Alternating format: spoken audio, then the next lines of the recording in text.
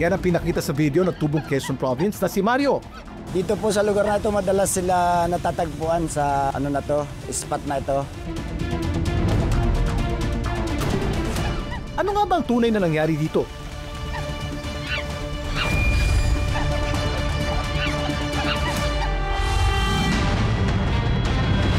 Dito naman sa Negros Oriental, ang mga unggoy umaatake din daw.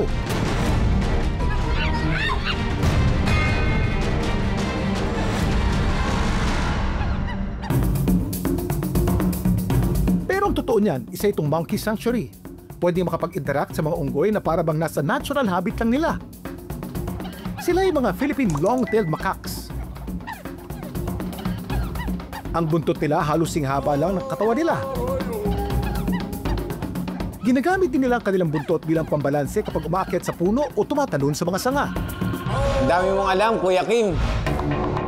Para sa safety ng mga turista at ng mga unggoy, may mga tagapamahala sa lugar na laging nagpapaalala at naglilimita sa dami ng mga turista. Ito po kasi ay parte ng ating Quezon Protected Landscape kung saan marami pong mga hayop na naninirahan dito. Isa na po yung mga reported na unggoy or ating mga long-tailed macaque. Pero nang sila'y dumami, marami naman ang nawili. Talagang sila'y tuwang-tuwa, kaya halos gusto nila pakainin. Mayroon pa nga po ditong dumadayo.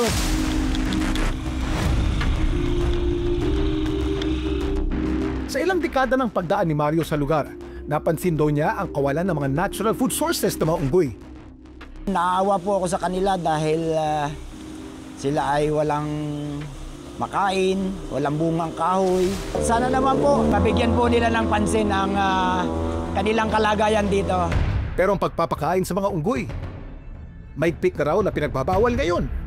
Ang posible pong mangyari, magiging aggressive na sila kapag hindi na sila binibigyan ng pagkain. May mga signage na rin daw silang nilalagay bilang paalala sa mga turista.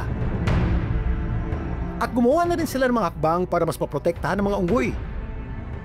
Sa tulong po ng DENR, specifically po yung Protected Area Management Office, sila po yung tumutulong na ma-regulate or maprotektahan po yung mga animals na naninirahan po doon sa ating protected landscape, kung saan sila po ay nagkakaroon ng quarterly monitoring po ng area para po mapangalagaan yung mga naninirahan doon.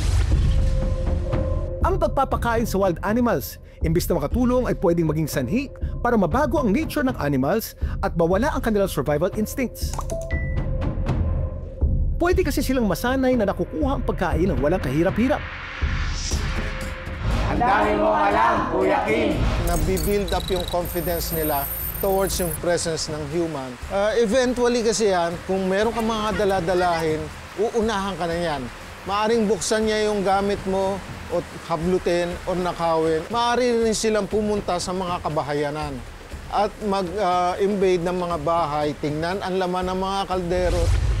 Kaya kung madaan man kayo sa mga lugar na may mga ligaw na hayop, huwag nating a-approach ng masyadong malapit. From a distance, obserbahan na lang natin. You can take picture, okay, pero never touch them at huwag tayong mag-offer ng pagkain sa kanila or anything. likas sa atin na maging mabait pagdating sa mga hayop. Isang paraan na nga natin ay ang pagbibigay ng pagkain. Pero may mga pagkakataon na hindi ito dapat gawin. Ayon sa mga eksperto, kagaya ng mga unggoy sa atimunan. Mas mabuti kung hahayaan natin silang mag-explore sa kanilang kapaligiran at matutong mabuhay sa sarili nilang paraan. Ang dami mong alam, Kuya Kim!